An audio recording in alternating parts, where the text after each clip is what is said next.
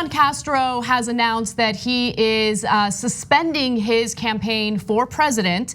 He has decided to end his presidential bid following a crowded Democratic primary, as we all know, where he failed to garner enough financial support or enough support in the polls. And he released a video explaining this in a little more detail. Take a look. It's time for the Democratic Party to change the way that we do our presidential nominating process. I'm so proud of the campaign we've run together. We've shaped the conversation on so many important issues in this race, stood up for the most vulnerable people, and given a voice to those who are often forgotten. But with only a month until the Iowa caucuses, and given the circumstances of this campaign season, I've determined that it simply isn't our time. So today it's with a heavy heart and with profound gratitude that I will suspend my campaign for president. So he shared that video on Twitter, and he also included a tweet that read, "It's with profound gratitude to all of our supporters that I suspend my campaign for president today. I'm so proud of everything we've accomplished together. I'm going to keep fighting for an America where everyone counts. I hope you'll join me in that fight." Now, he was the head of HUD under the Obama administration, and to be quite honest with you, that's nothing to write home about, especially with the housing crisis that we have throughout the country, the rise in homelessness. However, I do think that he provided some important points and some important topics when he was on the debate stage. He really did draw attention to a very real issue we have in America when it comes to police brutality. And he certainly did attack Biden from the left. So I appreciated that as well. So first the goofy points. I like how he suspended his campaign with a smile too. Like, I'm suspending my campaign. I know it's old footage, but it was just a little bit of fun. And I assume that his brother, Julián Castro's beard is now also suspended. Because his brother's a US congressman and his campaign manager, they're twins. And so everybody kept confusing them, especially in the spin room. So his brother grew a beard so they'd stop calling him Julián. That's hilarious. And so Joaquin, you get to finally shave your beard. Congrats. Okay, obviously not the result that you wanted. I'm gonna get into the politics of it in a second, but first the most important point. He actually did a great job. It's not just whether you win or not, it's what do you do in the campaign. And Julián Castro pushed the party to the left, and he was fantastic in fighting for expanded liberty for everyone. And that's what progressives do. And he fought for justice, and especially on the issue of immigration, he was more progressive than almost anyone else in the race. And he moved the national conversation, which I think is monumentally important, the most important thing you could do other than winning a presidential campaign. So whereas a lot of people ran on, hey, I'd like to be president and I have the same exact policies as everybody else in the race, he was bold and he ran with an actual agenda, and I think he made a difference.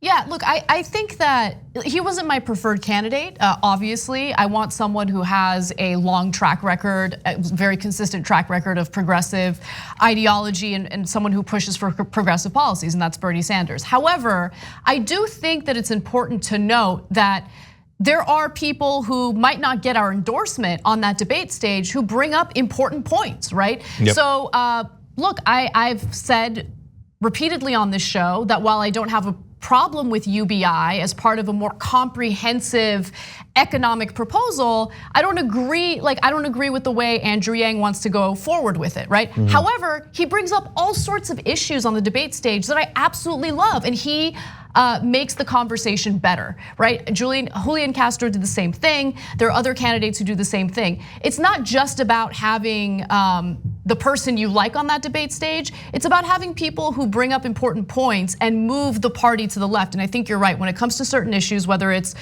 policing in America or immigration, Julián Castro did bring the party to the left.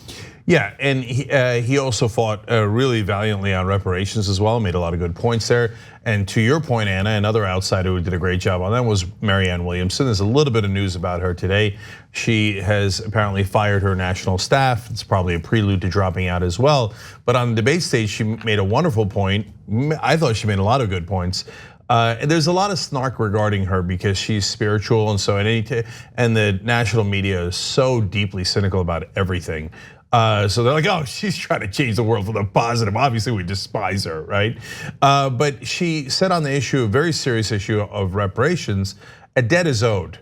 And actually that is both factually true and numerically true if you look at the history of what happened with slavery, Jim Crow, redlining, etc. So I thought she made an important contribution, as did Julián Castro. So I love the outsider voices. Julián Castro, not really an outsider, but still did a great job of going to the left in this context. Now, to get a little cynical about the political maneuvering, right? Because that's also reality and that's also part of the equation here.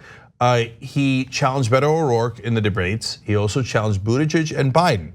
Now, what that normally means is that he is in the lower tier, and it's not really even fair to call him lower tier, he was in the middle tier of candidates. That might mean that you're angling for a vice presidential spot.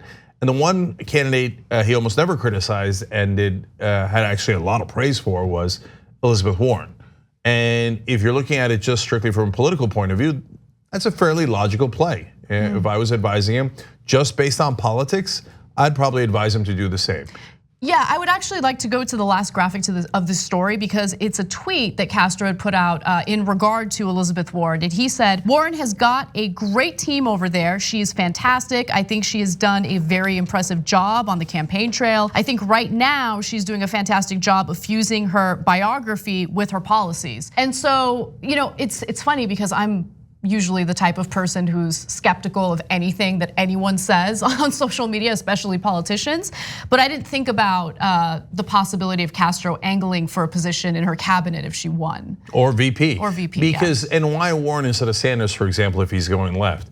Well, Warren is more likely to pick a male VP. Bernie Sanders is more likely to pick a female VP.